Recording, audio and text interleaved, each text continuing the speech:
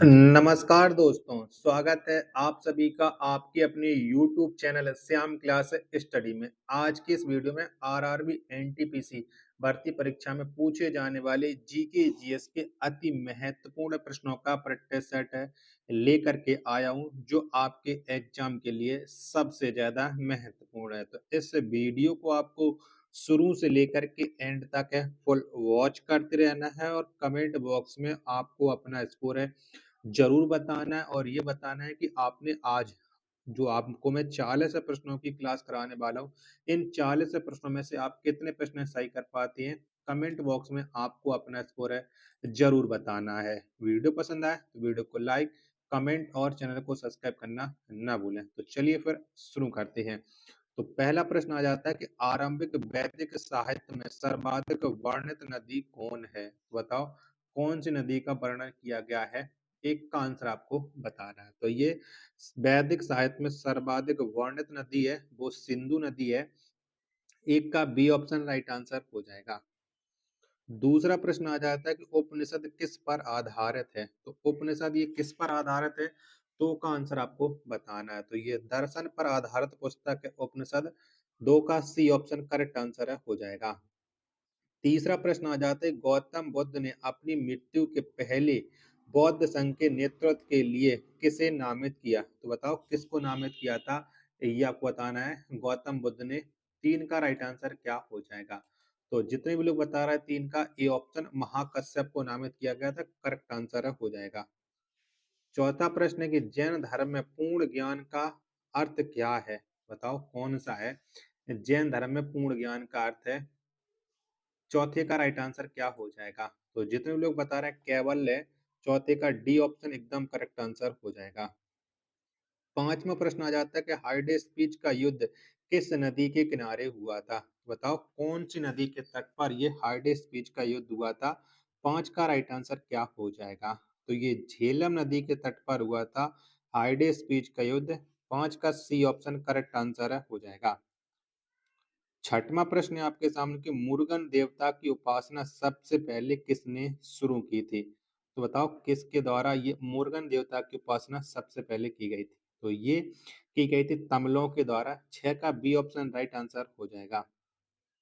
सातवां प्रश्न है आपके सामने कि सिल्क मार्ग किसने आरंभ कराया था?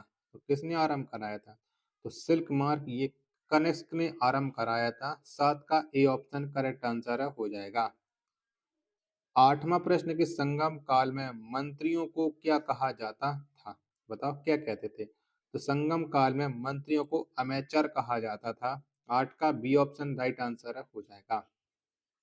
नौवां प्रश्न है आपके सामने कि उज्जैन का प्राचीन काल में नाम क्या था? बताओ क्या था? तो उज्जैन का जो प्राचीन काल में नाम था वो अवंतिका था। नौ का ए ऑप्शन है करेक्ट आंसर हो जाएगा। 10वां प्रश्न है कि राष्ट्रीय डेयरी विकास बोर्ड की स्थापना कब की गई? तो बताओ कब हुई थी? तो राष्ट्रीय डेयरी विकास बोर्ड की जो स्थापना है ये 1970 में हुई थी। 10 का सी ऑप्शन देने वाले सभी लोगों का राइट आंसर हो जाएगा। 11वां प्रश्न है आपके सामने कि सीएसओ की स्थापना किस वर्ष की गई थी? तो बताओ ये स्थापना कब हुई थी? तो सीएसओ की जो स्थापना है ये 1951 में की गई थी। 11 का बी ऑप्शन राइट आंसर हो जाएगा। 12वां प्रश्न कि प्रधान मध्यम रेखा कहाँ से गुजरती है? तो प्रधान मध्यम जो रेखा है ये ग्रीनविच से होकर के गुजरती है। 12 का ए ऑप्शन करेक्ट आंसर हो जाएगा। 13वां प्रश्न है आपके सामने कि उत्तरी गोलार्ध में सबसे बड़ा दिन कब होता है? बताओ कब होता है? तो उत्तरी गोलार्ध में जो सबसे बड़ा दिन है वो 21 जून को होता है, यानी 13 का बी ऑप्शन करेक्ट आंसर हो जाएगा। 14वें नंबर का प्रश्न है आपके सामने कि पृथ्वी की भूमध्यय व्यास कितना है? तो बताओ कितना है? तो पृथ्वी का जो भूमध्यय व्यास है वो 12,756 किलोमीटर है। 14 का डी ऑप्शन है वो राइट आंसर हो जाएगा। वीडियो पसंद आ रही होगी तो प्लीज वीडियो को लाइक करें। चैनल को अभी तक आप लोगों ने सब्सक्राइब नहीं कर रखा होगा तो चैनल को आप लोग है जरूर सब्सक्राइब कर लीजिएगा। अगला प्रश्न संख्या है 15।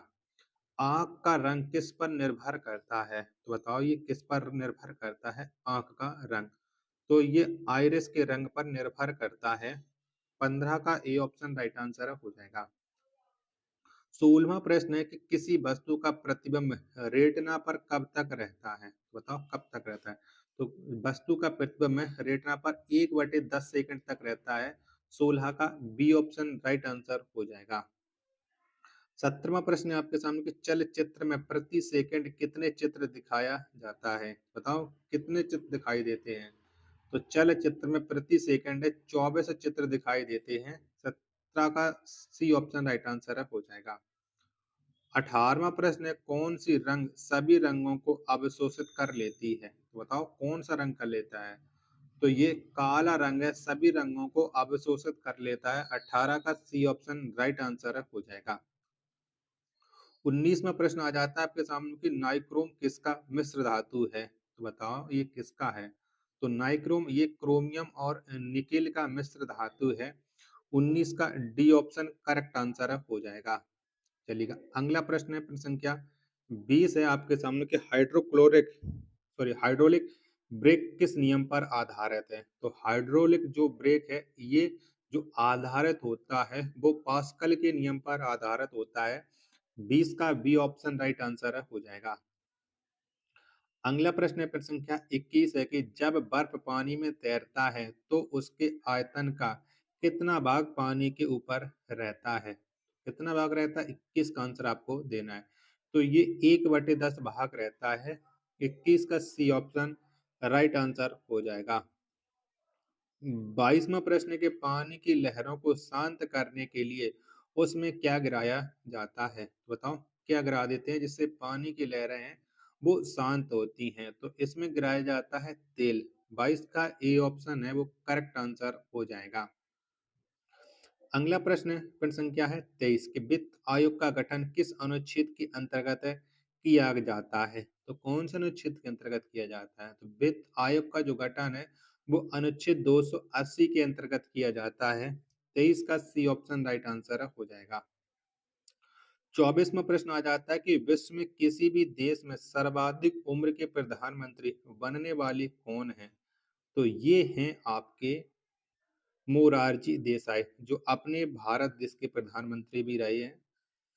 25वां प्रश्न है आपके सामने कि एक वर्ष में संसद की कम से कम कितनी बैठक होनी चाहिए? तो एक वर्ष में संसद की जो कम से कम बैठकें हैं वो होनी चाहिए 2 बार। 25 का बी ऑप्शन राइट आंसर हो जाएगा। 26वां प्रश्न है कि अमरनाथ गुफा किस राज्य में अवस्थित है? तो कौन से राज्य में ये अमरनाथ गुफा है ये आपको बताना है, जिसके मैं आपको ऑप्शन दिखा देता हूँ जिससे आप लोग ये डिसाइड कर पाओगे। लीजिएगा 4 ऑप्शन आपकी स्क्रीन पर शो हो रहे हैं। तो अमरनाथ की जो गुफा है ये स्थित है आपके जम्मू कश्मीर राज्य में, यानी 26 का ए ऑप्शन है वो करेक्ट आंसर हो जाएगा। अगला प्रश्न है आपके सामने, ये है प्रश्न संख्या 27 कि भारतीय सेना का नया आधार गीत क्या है? तो बताओ कौन सा है? 27 के चारों ऑप्शन आपकी स्क्रीन पर शो रहा है। तो भारतीय सेना का जो नया आधार गीत है वो है मेरा भारत महान, यानी ए ऑप्शन करेक्ट आंसर हो जाएगा।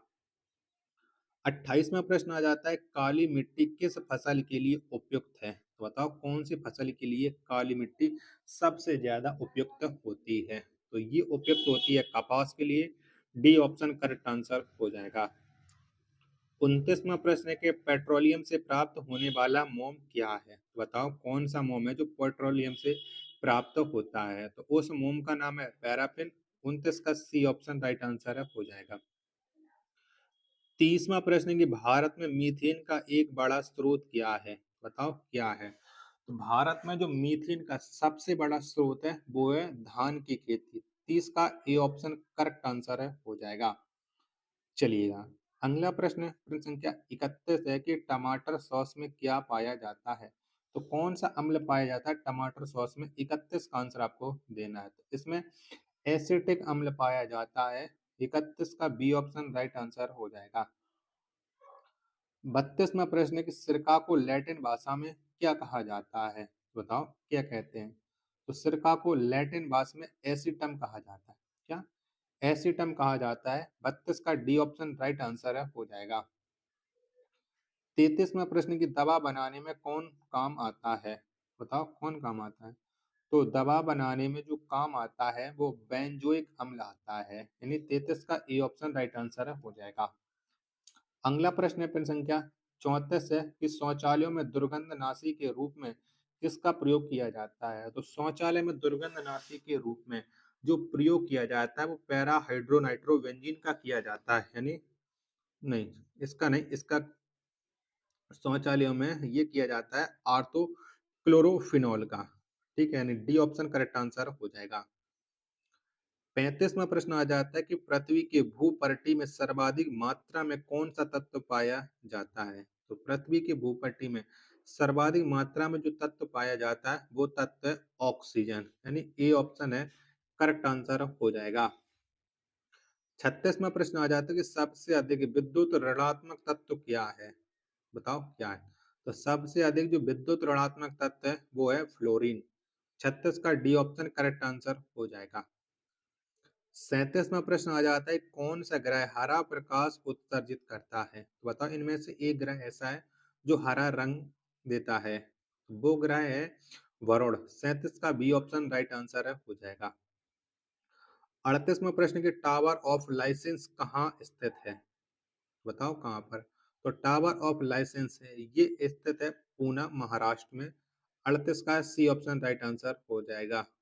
और 39वां प्रश्न कि हाथी सिंह मंदिर कहाँ स्थित है? बताओ कहाँ पर है? तो हाथी सिंह जो मंदिर है वो अहमदाबाद में स्थित है। 39 का बी ऑप्शन राइट आंसर हो जाएगा।